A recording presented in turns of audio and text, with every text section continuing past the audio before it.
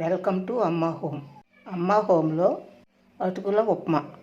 కావలసిన పదార్థాలు: అటుకులు 100 గ్రాములు, నూనె 2 టేబుల్ స్పూన్లు, తాలింపు గింజలు, శనక్కాయ గుళ్ళు 2 టేబుల్ స్పూన్లు, చిటికెడు పసుపు, ఉప్పు తగినంత, అల్లం అంగుళంన్నర ముక్క, పచ్చిమిర్చి 2, కరివేపాకు రెమ్మ 1, పెద్దుల్లిపాయ 1.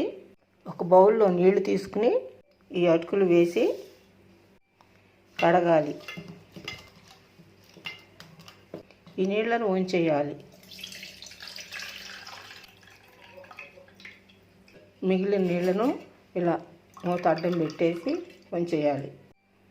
ఈ నీళ్లు వంచిన అటుకుల్ని మూత పెట్టి ఒక 5 నిమిషాలు ఇలాగే ఉంచుకోవాలి. స్టవ్ వెలిగించుకుని పాన్ పెట్టుకుని, పాన్ వేడెక్కిన తర్వాత ఆయిల్ వేసుకుని శనక్కాయ గుళ్ళు వేసి వేయించుకోవాలి.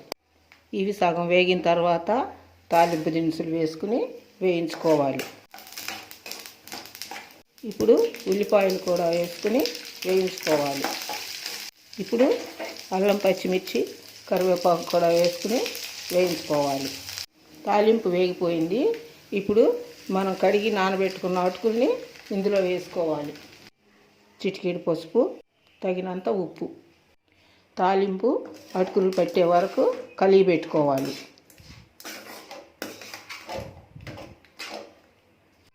ఉప్పు, పసుపు, తాలింపు ఈ అటుకులకు పట్టేసింది.